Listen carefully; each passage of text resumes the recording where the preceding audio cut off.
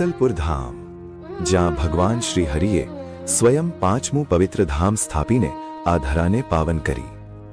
સત્સંગી જીવન મુજબ આનંદ મુનિ સ્વામીની કરુણ વિનંતી સ્વીકારી શ્રી હરિએ જેતલપુર પધારવાનો સંકલ્પ કર્યો.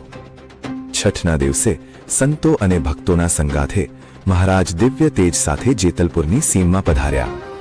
આખું ગામ હિલોડે ચડ્યું.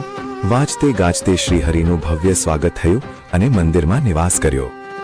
વિશાળ અને કલાત્મક મંદિર જોઈ શ્રીહરિ અત્યંત સંતુષ્ટ થયા અને સ્વામીના ભક્તિભાવને બિરદાવ્યો.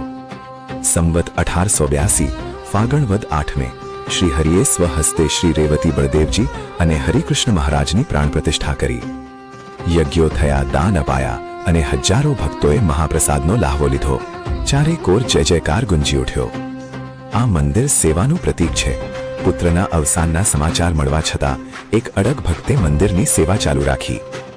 એ ભક્તના અડગ નિશ્ચયને જોઈ શ્રીહરિ ગદગદિત થયા અને તેના પર અમી દ્રષ્ટિ વર્ષાવી. આજે પણ જેતલપુરનો આ ધામ શ્રીહરિના પ્રાગટ્ય અને દિવ્ય કૃપાનું જીવંત સ્મારક બનીને ઊભું છે. અને હવે આ પવિત્ર ધામને 200 વર્ષ પૂર્ણ થયા છે. દ્વિશતાબ્દી મહોત્સવના આ પાવન અવસર મહોત્સવમાં આપ સર્વેને હાર્દિક નિમંત્રણ છે.